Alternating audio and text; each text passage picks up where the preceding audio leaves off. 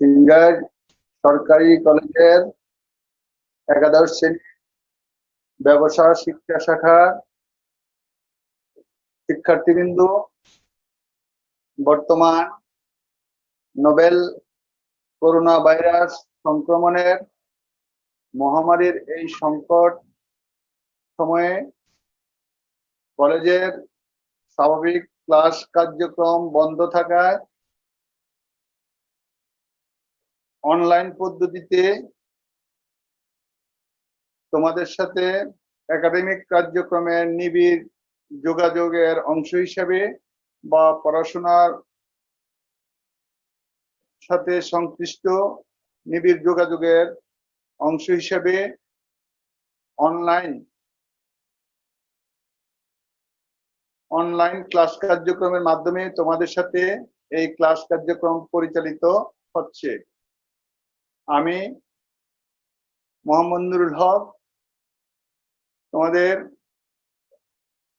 ব্যবসা শিক্ষা শাখার উৎপাদন ব্যবস্থাপনা ও বিপণন বিষয়ের উপর আমরা এই 11টা থেকে পরবর্তী 45 মিনিট 11টা থেকে 11:45 মিনিট পর্যন্ত এই ক্লাস কার্যক্রম এবং এই ক্লাস কার্যক্রম প্রত্যেক রবিবার এবং বুধবার একই সময়ে তোমাদের এই ক্লাস কার্যক্রম পরিচালিত হয়ে থাকবে। এই সময়ে প্রত্যেক রবিবার এবং বুধবার উৎপাদন ব্যবস্থাপনা ও বিপণন বিষয়ের উপর আমরা আলোকপাত করব। একাদশ শ্রেণী অর্থাৎ কি বলে যে উচ্চ মাধ্যমিক শ্রেণীর অন্যান্য বিষয় মতো উৎপাদন ব্যবস্থাপনা ও বিপণন বিষয় উচ্চ মাধ্যমিক ব্যবসা শিক্ষা শাখার অন্যান্য বিষয়ের মতো উৎপাদন ব্যবস্থাপনা ও বিপণন বিষয়েরও 2টি পত্র, অর্থাৎ উৎপাদন ব্যবস্থাপনা ও বিপণন প্রথম পত্র এবং উৎপাদন ব্যবস্থাপনা এবং বিপণন দ্বিতীয় পত্র। উৎপাদন ব্যবস্থাপনা প্রথম পত্র এবং দ্বিতীয় পত্র থেকে ইতিমধ্যেই তোমাদের একাদশ শ্রেণীর বার্ষিক পরীক্ষায় যে পরীক্ষা হয়েছে সে পরীক্ষা তোমাদের একাদশ শ্রেণীর বা ফার্স্ট ইয়ারের যে অর্ধবার্ষিক পরীক্ষা হয়েছে সেই পরীক্ষায় প্রথম পত্র এবং দ্বিতীয় পত্রের মোট 5টি অধ্যায় থেকে প্রশ্ন হয়েছিল। অর্থাৎ উৎপাদন ব্যবস্থাপনা এবং বিপণন বিষয়ে উচ্চ মাধ্যমিক শ্রেণীতে 2 বছরে মোট 20টি অধ্যায়, প্রথম পত্র থেকে 10টি অধ্যায় এবং দ্বিতীয় পত্র থেকে 10টি অধ্যায়, এই মোট 20টি অধ্যায়। 20টি অধ্যায়ের মধ্যে প্রথম বর্ষের 10টি অধ্যায় এবং দ্বিতীয় বর্ষে 10টি অধ্যায়। এর মধ্যে প্রথম বর্ষের অর্ধবার্ষিক পরীক্ষাতে তোমাদের 5টি অধ্যায় থেকে পরীক্ষা হয়েছে। এনসিটিবি কর্তৃক অনুমোদিত যে বই আছে সংশ্লিষ্ট বিষয়ের, এই সমস্ত বইয়ের যে পাঠ্যক্রমের ধারাবাহিকতায় প্রথম পত্র থেকে প্রথম অর্ধবার্ষিক পরীক্ষায় 3টি অধ্যায়, অর্থাৎ প্রথম, দ্বিতীয়, তৃতীয় অধ্যায় এবং দ্বিতীয় পত্র থেকে প্রথম অধ্যায় ও দ্বিতীয় অধ্যায় এ পর্যন্ত আলোচনা হয়ে ধারাবাহিক ক্লাস কার্যক্রমের ধারাবাহিক আলোচনার মাধ্যমে আমরা এই শেষ করে তোমাদের প্রথম বর্ষের অর্ধবার্ষিক পরীক্ষা হয়েছে। তারপরে সিলেবাস বা পাঠ্যক্রমের ধারাবাহিকতা, অর্থাৎ একাদশ শ্রেণীর বার্ষিক পরীক্ষা পরবর্তী 5টি অধ্যায়, এই 5টি অধ্যায়ের মধ্যে প্রথম পত্র থেকে 2 অধ্যায়, অর্থাৎ চতুর্থ ও পঞ্চম অধ্যায় এবং দ্বিতীয় পত্র থেকে তৃতীয়, চতুর্থ ও পঞ্চম অধ্যায়, এই 5টি অধ্যায়ের উপর একাদশ শ্রেণীর বার্ষিক পরীক্ষার প্রস্তুতি নিতে হবে। অথবা এই 5টি অধ্যায়, আগের যে 5টি অধ্যায় এবং বর্তমানে 5টি অধ্যায় শেষ হওয়ার মাধ্যমেই একাদশ শ্রেণীর বা প্রথম বর্ষের যে সিলেবাস সেটা আমরা সময় পরিকল্পনা এভাবে নির্ধারণ করে থাকি। তো সেই হিসাবে প্রথম পত্রের চতুর্থ ও পঞ্চম অধ্যায় এবং দ্বিতীয় পত্রের উৎপাদন ব্যবস্থাপনা ও বিপণন প্রথম পত্রের চতুর্থ ও পঞ্চম অধ্যায় এবং উৎপাদন ব্যবস্থাপনা ও দ্বিতীয় পত্রের তৃতীয় চতুর্থ ও পঞ্চম অধ্যায় আমরা ইতিপূর্বে নোবেল করোনা ভাইরাস সংক্রমণের প্রথম পর্যায়ে কলেজের ফেসবুক পেজে একটি সাজেশন দেওয়ার মাধ্যমে, প্রশ্নভিত্তিক সাজেশন দেওয়ার মাধ্যমে আমরা এই সফটওয়্যারগুলোর উপরে আলোকপাত করেছি। আবার এখন কলেজ কর্তৃক নির্দেশিত বা কলেজ কর্তৃক গৃহীত অনলাইন ক্লাস কার্যক্রমের অংশ হিসেবে আমরা সেই ক্লাসগুলো আবার মানে ওই সমস্ত প্রশ্নগুলোর উপর নিয়ে আবার বা ওই সমস্ত সফটওয়্যারের উপরে যে মানে সৃজনশীল পদ্ধতিতে যে প্রশ্ন হয়েছে তার উপরে আমরা উত্তরগুলো নিয়ে আমরা আলোকপাত করব এবং কি বলে যে সৃজনশীল পদ্ধতিতে যে প্রশ্ন হয়, যে উদ্দীপক, সেই সফটওয়্যার থেকে যে উদ্দীপক পাঠ করবো এবং তার আলোকে আমরা তোমাদের সাথে বিষয়ভিত্তিক আলোচনা করব। তার মধ্যে থেকে আমরা উৎপাদন ব্যবস্থাপনা ও বিপণন প্রথম পত্রের চতুর্থ অধ্যায় যে শিরোনাম বা হেডিং সেটা হচ্ছে সামষ্টিক পর্যায়ে উৎপাদন, প্রোডাকশন ইন ম্যাক্রো লেভেল।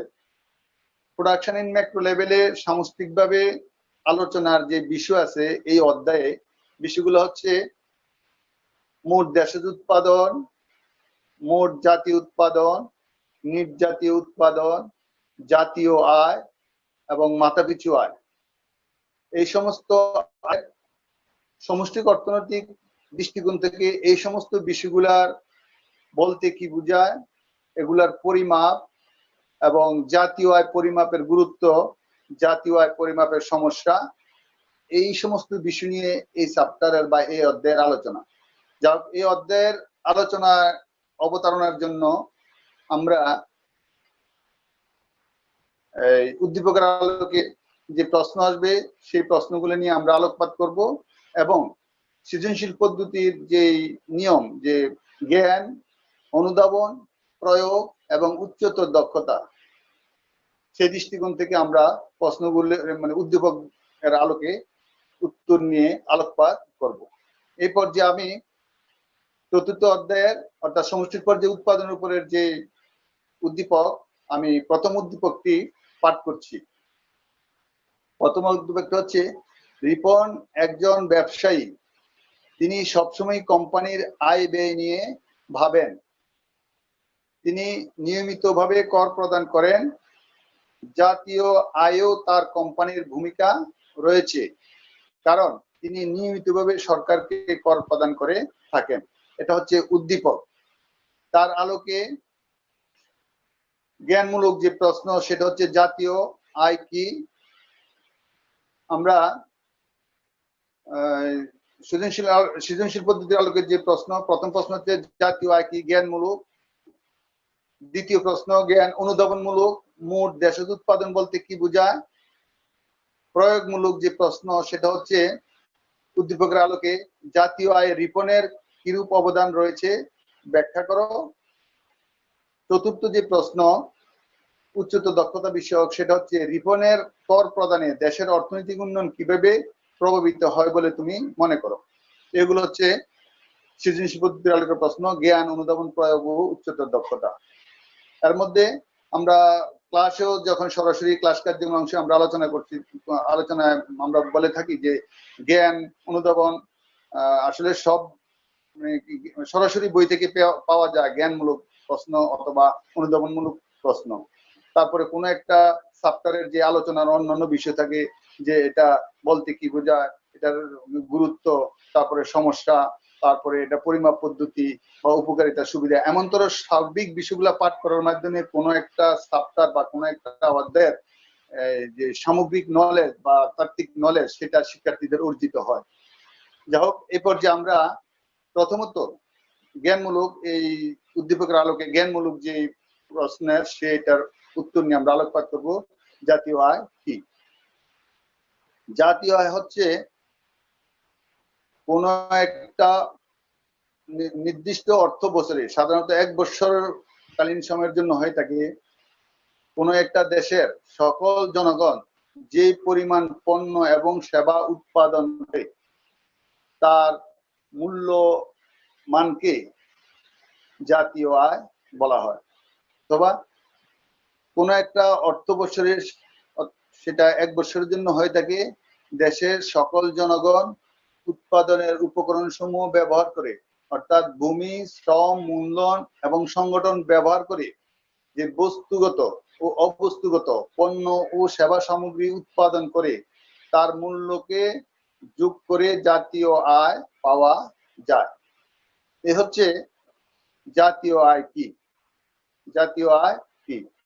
তার একটা নির্দিষ্ট অর্থ বছরে দেশের সকল জনগণ উৎপাদনের উপকরণ সমূহ, অর্থাৎ ভূমি, শ্রম, মূলধন এবং সংগঠন ব্যবহার করে বস্তুগত ও অবস্তুগত যে পণ্য সেবা উৎপাদন করে তার মূল্য নির্ধারণ করে যে যোগ পাওয়া যায়, তা থেকে জাতীয় আয় পাওয়া যায়। এ হচ্ছে জাতীয় আয়, হচ্ছে জ্ঞানমূলক। তারপরে হচ্ছে হ, মোট দেশের উৎপাদন বলতে কি বোঝায়? সমষ্টিক অর্থনীতির একটা মৌলিক আলোচনার এটাও একটা গুরুত্বপূর্ণ বিষয় সমষ্টিক অর্থনীতির। সেটা হচ্ছে মোট দেশের উৎপাদন বলতে কি বোঝায়, যেটা বলে GDP, gross development, gross domestic product বা মোট দেশের উৎপাদন। ঠিক একইভাবে আমরা দ্বিতীয় প্রশ্নের উত্তর নিয়ে আলোকপাত করতেছি, যেটা মোট দেশের উৎপাদন বলতে কি বোঝায়।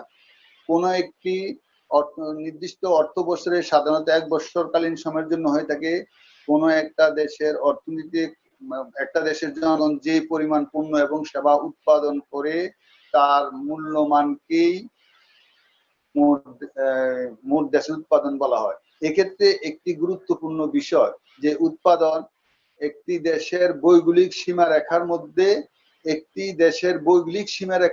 যে পণ্য, একটি দেশের ভৌগোলিক সীমারেখার মধ্যে যে পণ্য এবং সেবা উৎপাদন করা হয় তার আর্থিক মূল্যমানকেই মোট দেশের উৎপাদন বলা হয়। এক্ষেত্রে যারা বিদেশি নাগরিক সংশ্লিষ্ট দেশে উৎপাদন কাজে কর্মরত, তাদের উৎপাদন হিসাবেও মোট দেশের উৎপাদনে অন্তর্ভুক্ত করা হয়। কিন্তু দেশের নাগরিক যারা বিদেশে কর্মরত, তাদের কোনো উৎপাদন হিসাব বা উৎপাদন সেটা মোট দেশের উৎপাদনে অন্তর্ভুক্ত করা হয় না। এ হচ্ছে মোট দেশের উৎপাদন উল্লেখযোগ্য যে দিকগুলা, যে এখানেও একটা নির্দিষ্ট অর্থ বছরে একটা দেশের যে পরিমাণ পণ্য এবং সেবা সামগ্রী উৎপাদন হয়, তবে এর আগে এর পরবর্তী পর্যায়ে যে গুরুত্বপূর্ণ বিষয়টা সেটা হচ্ছে একটা দেশের ভৌগোলিক সীমারেখার মধ্যে যে পরিমাণ পণ্য এবং সেবা সামগ্রী উৎপাদন হয় তার আর্থিক মূল্যকে মোট দেশের উৎপাদন বলা হয়। এবং সেক্ষেত্রে যারা বিদেশি নাগরিক দেশের মধ্যে পণ্য এবং সেবা উৎপাদন করে তার হিসাব কিন্তু মোট দেশের উৎপাদন অন্তর্ভুক্ত করা হয়, কিন্তু দেশের নাগরিক যারা বিদেশে কর্মরত তাদের উৎপাদন হিসাব কিন্তু মোট দেশের উৎপাদন অন্তর্ভুক্ত করা হয় না। এ হচ্ছে মোট দেশের উৎপাদন বলতে কি বোঝায়। যাও জ্ঞান অনুধাবন প্রয়োগমূলক যে প্রশ্ন, তৃতীয় প্রশ্ন যেটা, সেটা হচ্ছে সমষ্টিক পর্যায়ে উৎপাদন অধ্যায়ের আলোকে সমষ্টিক পর্যায়ে উৎপাদন অধ্যায় থেকে যে উদ্দীপক দেওয়া হয়েছে, এই উদ্দীপকের আলোকে তৃতীয় যে প্রশ্ন অনুধাবনমূলক, সেটা হচ্ছে জাতীয় আয়ে রিপনের কিরূপ অবদান রয়েছে ব্যাখ্যা করো। জাতীয় আয়ে রিপনের কিরূপ অবদান রয়েছে ব্যাখ্যা করো। এখানে জাতীয় আয় সমষ্টিক অর্থনীতির যে সমস্ত বিষয়গুলো আছে সেগুলো হচ্ছে, আমরা বলছি যে মোট দেশের উৎপাদন, মোট জাতীয় উৎপাদন, জাতীয় আয়, মাথাপিছু আয়। এখন জাতীয় আয় রিপনের গুরুত্বপূর্ণ অবদান রয়েছে। এক কথা বলতে গেলে হ্যাঁ, জাতীয় আয় রিপনের গুরুত্বপূর্ণ অবদান রয়েছে, কেননা রিপন তার যে প্রতিষ্ঠান, সেই প্রতিষ্ঠান বা কোম্পানি থেকে যে আয় হয়, সেই আয় থেকে, অথবা প্রতিষ্ঠানের আয় কোম্পানি বা প্রতিষ্ঠানের মুনাফা, আবার এই মুনাফা যখন উদ্যোক্তার ব্যক্তিগত খাতে আসে তখন সেটা তার নিজস্ব আয়। এই আয় থেকে কিন্তু আমরা উদ্দীপকের আলোকে দেখতে পাই রিপন তার আয় থেকে রিপন নিয়মিত কি করে থাকেন, কর প্রদান করে থাকেন। তাহলে কর জাতীয় রাজস্ব বা জাতীয় আয়ের একটি অন্যতম উৎস বা একটা গুরুত্বপূর্ণ উৎস। যতগুলা জাতীয় আয় সংগ্রহের, জাতীয় রাজস্ব সংগ্রহের সামগ্রিক যে সমস্ত উৎসগুলো আছে এর মধ্যে কর একটা অন্যতম উৎস, আয়কর অথবা কর একটা অন্যতম উৎস। অর্থাৎ সরকার কর্তৃক নির্ধারিত, জনগণ কোনো কিছুর প্রত্যক্ষ প্রত্যাশা না করে যখন সরকার কর্তৃক নির্ধারিত অর্থ বাধ্যতামূলকভাবে প্রদান করে তখনই সেটাকে কর বলা হয়।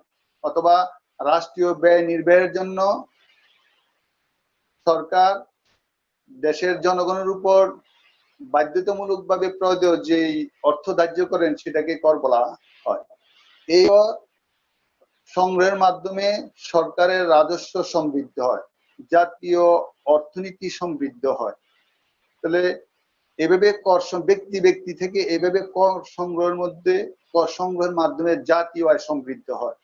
তাহলে এখানে রিপন যেহেতু একজন ব্যবসায়ী, সে ব্যবসা করে যে মুনাফা অর্জন করেন কোম্পানি বা প্রতিষ্ঠানের জন্য যে সেটি মুনাফা, কিন্তু সেই মুনাফা যখন তার ব্যক্তিগত আয়ের মধ্যে আসে তখন সে তার এই আয় থেকে কর প্রদান করেন। এই কর আবার জাতীয় আয় সমৃদ্ধিতে গুরুত্বপূর্ণ কি রাখে, অবদান রাখে। এতে করে তার সংগৃহীত কর দেশের মোট সংগৃহীত করের সাথে সংযুক্ত হয় এবং জাতীয় আয় সমৃদ্ধ হয়। এভাবে আমরা মনে করি রিপনের কি বলে জাতীয় আয় রিপনের গুরুত্বপূর্ণ অবদান রয়েছে। তারপরে হচ্ছে উচ্চতর দক্ষতা বিষয়ক যে প্রশ্ন প্রথম উদ্দীপকের আলোকে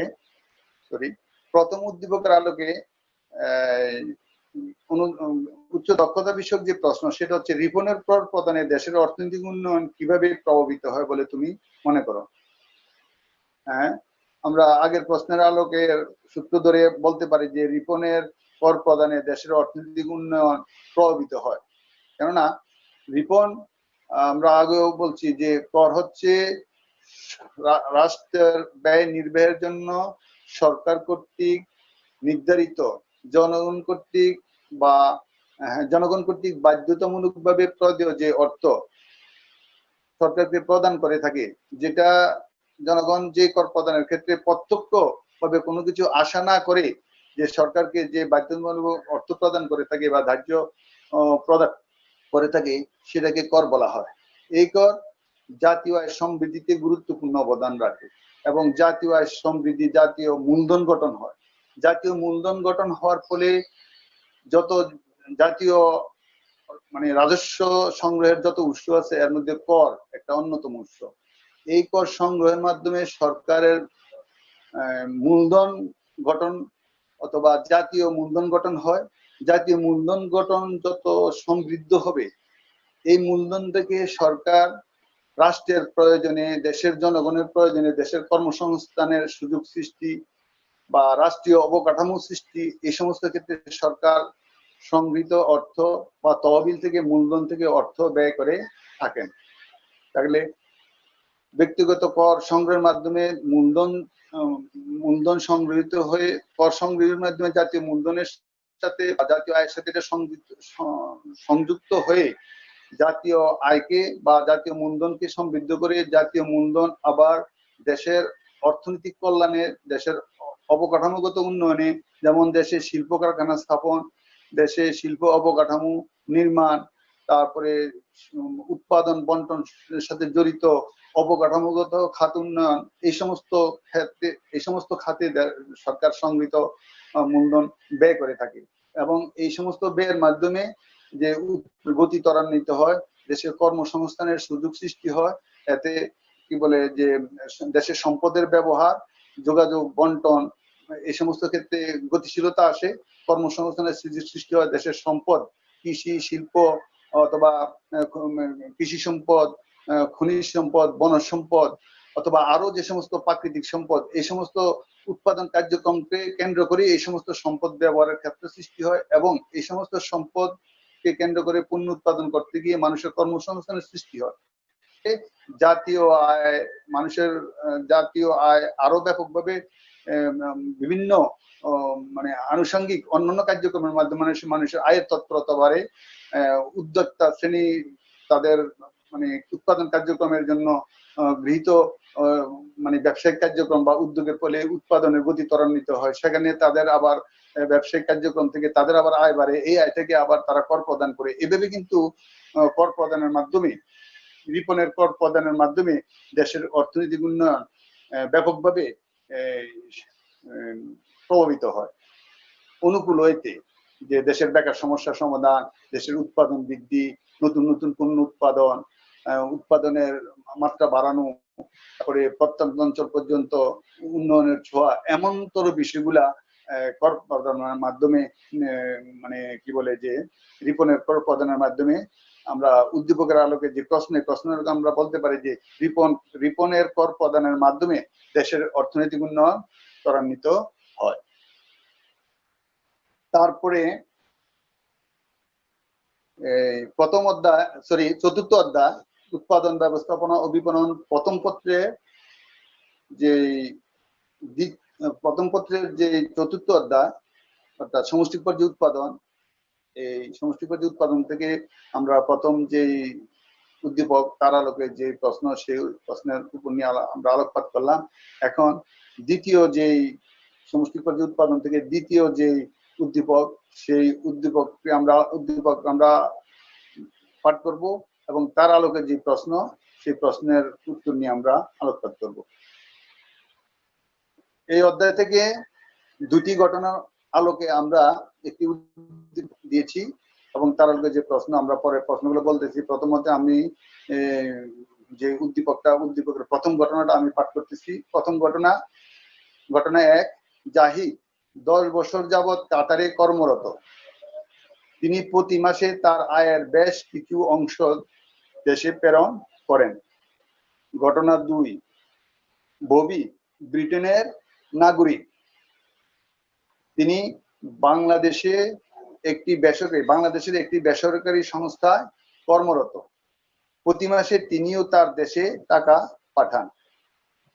এ হচ্ছে দুইটা উদ্দীপক, এবং এই দুইটা ঘটনার আলোকে একটা উদ্দীপক।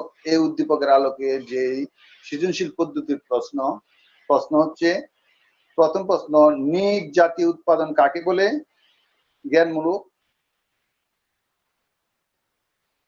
অনুধাবনমূলক প্রশ্ন, জাতীয় আয় পদ্ধতিতে কিভাবে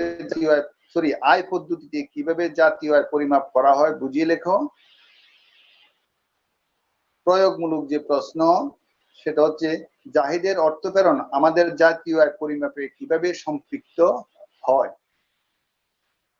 চতুর্থ যে উচ্চতর দক্ষতা বিষয়ক প্রশ্ন, সেটা হচ্ছে মিস্টার ববির আয় কি বাংলাদেশের জাতীয় আয়কে প্রভাবিত করে? তোমার মতামত দাও। আমরা উদ্দীপকের দুইটা ঘটনার আলোকে একটি উদ্দীপক, এই উদ্দীপকের আলোকে সৃজনশীল পদ্ধতির যে প্রথম জ্ঞানমূলক প্রশ্ন, নিজ জাতীয় উৎপাদন কাকে বলে? নিজ জাতীয় উৎপাদন হচ্ছে মোট জাতীয় উৎপাদন থেকে মূলধনজনিত বা ক্ষয়ক্ষতিজনিত অপচয় বাদ দিলে যাহা থাকে তাই হচ্ছে নিজ জাতীয় আয়। অর্থাৎ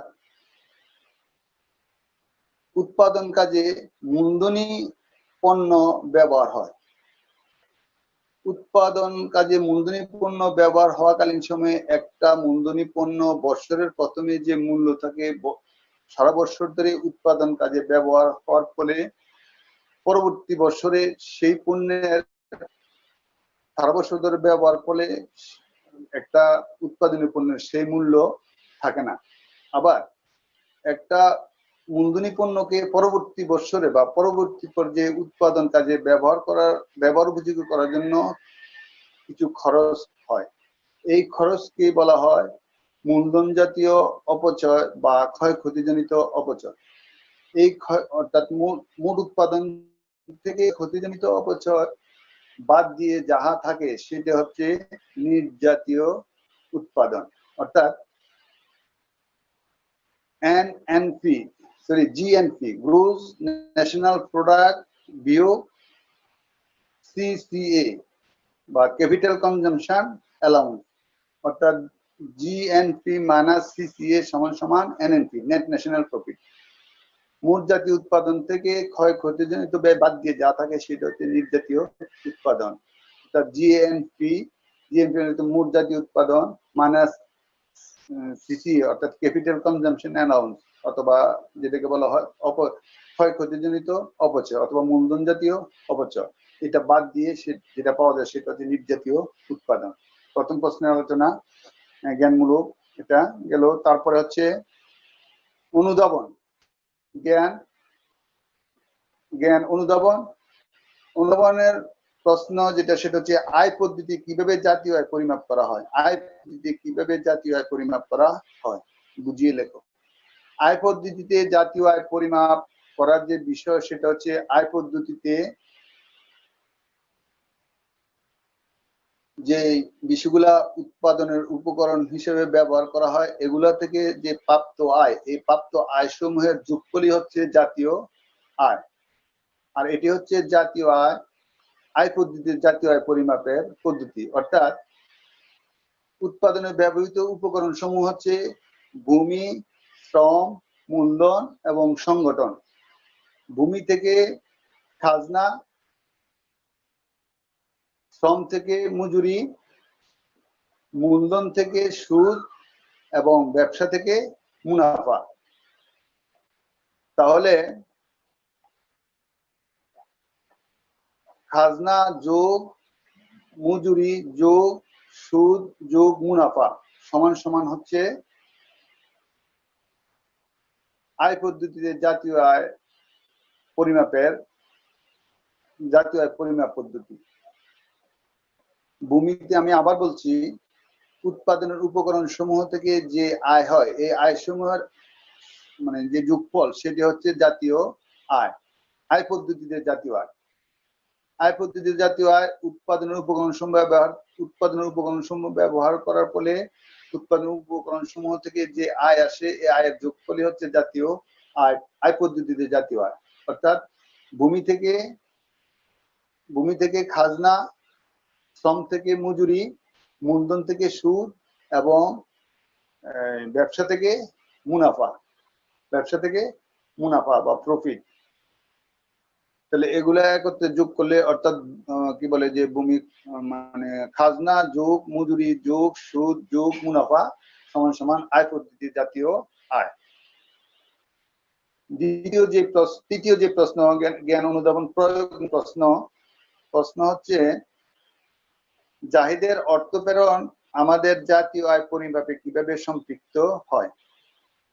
এখানে উদ্দীপকের প্রথম যে ঘটনা, জাহিদ 10 বছর যাবৎ কাতারে কর্মরত।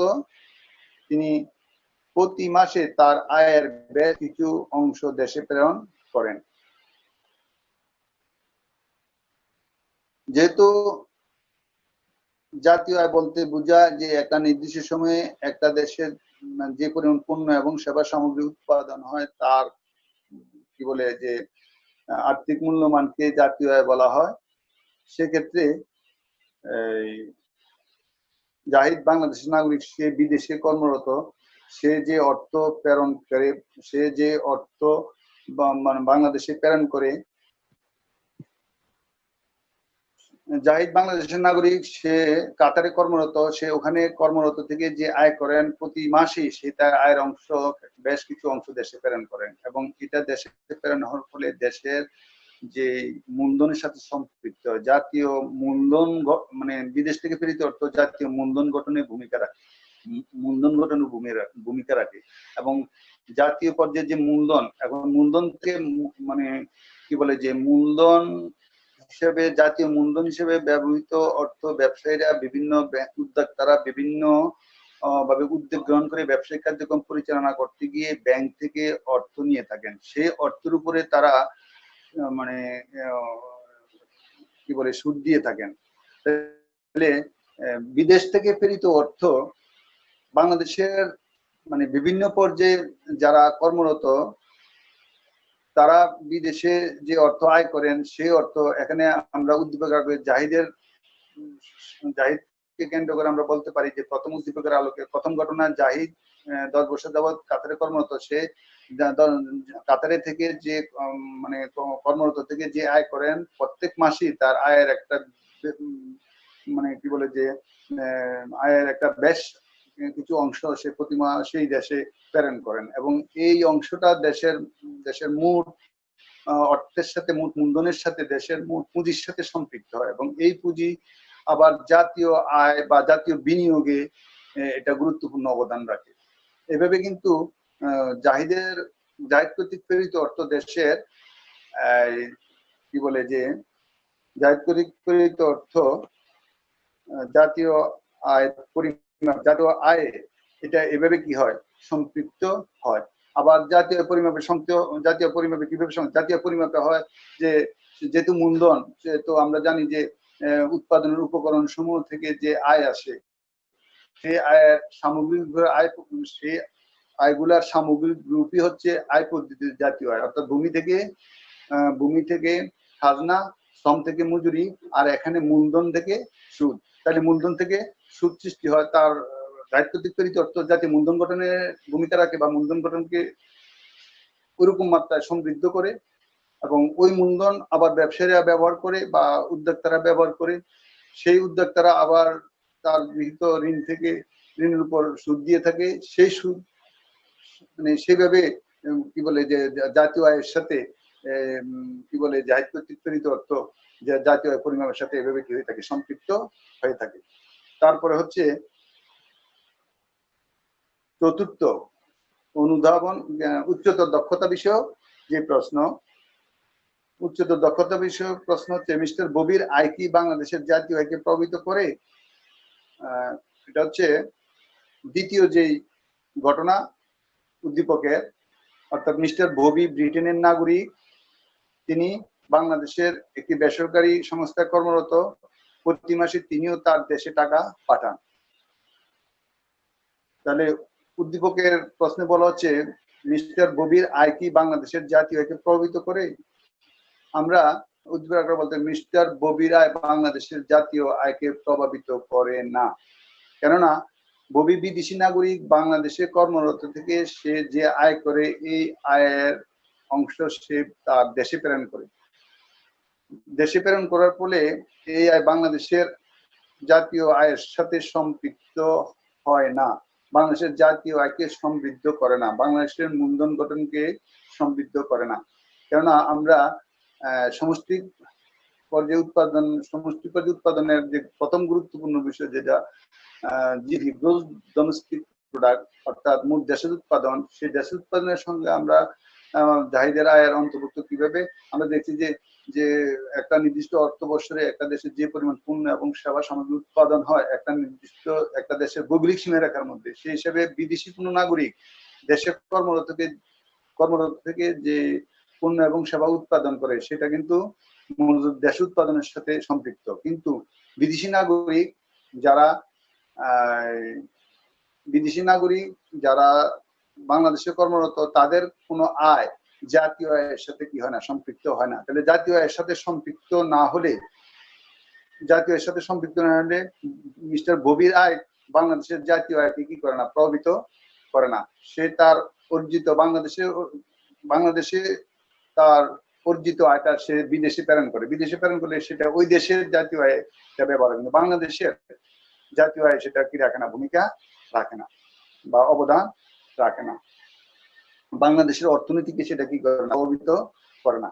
যাও আমরা আসলে যে কোনো একটা চ্যাপ্টারের কে কেন্দ্র করে বা যে কোনো একটা অধ্যায়কে কেন্দ্র করে যে উদ্দীপক তৈরি করি, সেই উদ্দীপকের আলোকে জ্ঞান অনুধাবন প্রয়োগ এবং উচ্চতর দক্ষতামূলক যে প্রশ্ন করা হয়, সেই প্রশ্নগুলা মূলত পাঠ্য বইয়ের মূল বিষয়গুলা পাঠ্য বইয়ের মূল বিষয়গুলা অর্থাৎ এনসিটিবি কর্তৃক অনুমোদিত যে বইগুলো আছে এই বইগুলাকে কেন্দ্র করে যে পাঠক্রমগুলো আছে, যেমন এই যে অধ্যায় সেটা হচ্ছে সমষ্টি উৎপাদন। এই সমষ্টি উৎপাদন চ্যাপ্টারের মৌলিক আলোচনার যে বিষয়গুলো সেগুলো হচ্ছে যে আমরা আবার বলতেছি যে বিষয়গুলো হচ্ছে যে মোট দেশের উৎপাদন, মোট জাতীয় উৎপাদন, নির্জাতীয় উৎপাদন, জাতীয় আয় এবং মাথাপিছু আয়। মাথাপিছু আয় এই সমস্ত বিষয়গুলা বলতে কি বোঝায় এবং এগুলার পরিমাপ এবং জাতীয় আয় পরিমাপ পদ্ধতি এবং জাতীয় আয় পরিমাপের সমস্যা, এমনতর বিষয়গুলো নিয়ে হচ্ছে এই সমষ্টি পর্যায়ে উৎপাদন বিষয়ের আলোচনা।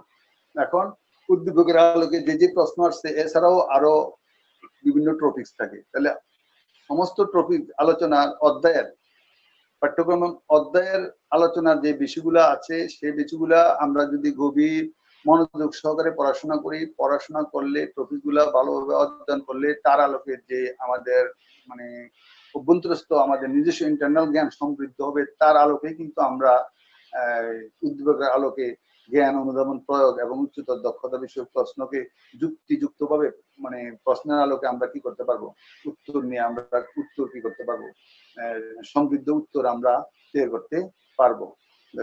এখানে সমষ্টি পর্যায়ে উৎপাদন যে বিষয়টা তার মধ্যে এখানে জাতীয় আয় পরিমাপের একটা জাতীয় আয় পরিমাপের গুরুত্বের কথা বলা হচ্ছে। জাতীয় আয় পরিমাপটা আসলে একটা দেশের অর্থনীতির জন্য পরিমাপ করাটা খুবই গুরুত্বপূর্ণ, কেননা এমন কিছু বিষয় আছে যে জাতীয় আয় পরিমাপ হলে দেশের সকল অর্থনৈতিক অবস্থার চিত্র বা আমাদের দেশের অর্থনৈতিক অবস্থার সব দিকের চিত্র এই জাতীয় আয় পরিমাপের মধ্যে পাওয়া যায় এবং এটা একটা সামগ্রিক অর্থনীতির একটা গুরুত্বপূর্ণ বিষয়। যেমন একটা দেশের সামগ্রিক অর্থনৈতিক অবস্থার ধারণা, জাতীয় অর্থনৈতিক উন্নয়নের গতি দ্বারা দেশের সামগ্রিক বাজেট প্রণয়ন, তারপরে দেশের কি বলে যে অর্থনৈতিক পরিকল্পনা প্রণয়ন, উন্নয়ন পরিকল্পনা প্রণয়ন এবং মানুষের জীবনযাত্রার মান, কর্মসংস্থান, কর্মসংস্থানের হার, দেশের ব্যবসা বাণিজ্যের গতি দ্বারা, তারপরে বিদেশি মানে একটা অর্থনীতির সাথে সংশ্লিষ্ট দেশের অর্থনৈতিক জীবন মান, এগুলার তুলনা, এমনতর বিষয়গুলা জাতীয় আয়। আর জাতীয় আয়ের মধ্যে একটা হচ্ছে মাথাপিছু আয়। মাথাপিছু আয় বলতে একটা নির্দিষ্ট বর্ষে একটা দেশে যে আয় সৃষ্টি হয় এই আয়কে কি দেশের মোট জনসংখ্যাকে যখন এই আয় দিয়ে ভাগ দেওয়া হয়, দেশের মোট জনসংখ্যাকে তখন মোট জাতীয় আয় দিয়ে ভাগ দেওয়া হয়, তখনই সেটা হচ্ছে মাথাপিছু আয়। এবং মাথাপিছু আয়ের মানে সমষ্টিক অর্থনীতির এটা একটা গুরুত্বপূর্ণ দিক, যেটা হচ্ছে মাথাপিছু আয়। মাথাপিছু আয় পরিমাণ থেকে একটা দেশের মানুষের পুঁজি বা মূলধন গঠন অথবা একটা দেশের আমদানি রপ্তানির গতি দ্বারা মুদ্রা সংকোচন, মুদ্রাস্ফীতি ধারণা, এমনতর বিষয়গুলা সম্পর্কে ধারণা লাভ করা যায়। তাহলে আজকের আলোচনায় আমরা উৎপাদন ব্যবস্থাপনা ও বিপণন বিষয়ে প্রথম পত্রের ৪র্থ অধ্যায়, উৎপাদন ব্যবস্থাপনা ও বিপণন বিষয়ের প্রথম পত্রের ৪র্থ অধ্যায় সমষ্টি পর্যায়ে উৎপাদন, এই মানে সমষ্টি পর্যায়ে উৎপাদন এই চ্যাপ্টার থেকে দুইটি উদ্দীপকের আলোকে যে যেই প্রশ্নগুলো হয়েছে সৃজনশীল পদ্ধতির আলোকে আমরা সেগুলো নিয়ে আলোকপাত করলাম। এই আলোকপাতের পরেও তোমরা ওই আমি আবার বলছি এনসিটিবি কর্তৃক অনুমোদিত যে পাঠ্য বই আছে এবং পাঠ্য বইয়ের যে পাঠ্যক্রম, সেই পাঠ্যক্রম হিসেবে এই অধ্যায়ের যে বিষয়গুলা, আমি আবার বলছি এই অধ্যায়ের যে বিষয়গুলা অর্থাৎ মোট দেশের উৎপাদন, মোট জাতীয় উৎপাদন, নির্জাতীয় উৎপাদন, জাতীয় আয়, মাথাপিছু আয়, এগুলা বলতে কি বোঝায়, এগুলার পরিমাপ পদ্ধতি, জাতীয় আয় পরিমাপের গুরুত্ব, জাতীয় আয় পরিমাপের অন্তরায় বা সমস্যা এবং এমন সামগ্রিক এই বিষয়গুলি নিয়ে তোমরা মূল বই থেকে অধ্যয়ন করলে, মনোযোগ সহকারে অধ্যয়ন করলে এই অধ্যায় থেকে যেই কোনো প্রশ্নে আসো তোমরা তোমাদের ধারণা সমৃদ্ধ হবে এবং সৃজনশীল পদ্ধতির উত্তর সমাধান করতে পারবে, এই আশাবাদ ব্যক্ত রাখি। পরবর্তী পর্যায়ে আমরা অনলাইন কার্যক্রমের যে ক্লাস কার্যক্রম, অনেক সময় এই ক্লাস কার্যক্রম পরিচালনা করতে গিয়ে যে নেটওয়ার্ক মানে কি বলে নয়েজ, নেটওয়ার্ক নয়েজ, কানেকশনে বিলম্ব বা বিদ্যুৎ না থাকা বা মোবাইলের ডিস্টার্ব, এমন ঘটনাগুলা ঘটতে পারে। তো ঘটলেও তোমরা মানে কি বলে যে পড়াশোনার নিবিড় স্বার্থে, পড়াশোনার স্বার্থে তোমরা এই অনলাইন ক্লাস কার্যক্রমে অংশগ্রহণ করবে এবং মানে নিজের কি বলে লেকচার থেকে সমৃদ্ধ ধারণা নিয়ে নিজের প্রস্তুতিকে ভালোভাবে সমৃদ্ধ করবে, এই আশাবাদ ব্যক্ত করে আজকের আলোচনা এখানেই শেষ। সবাইকে ধন্যবাদ।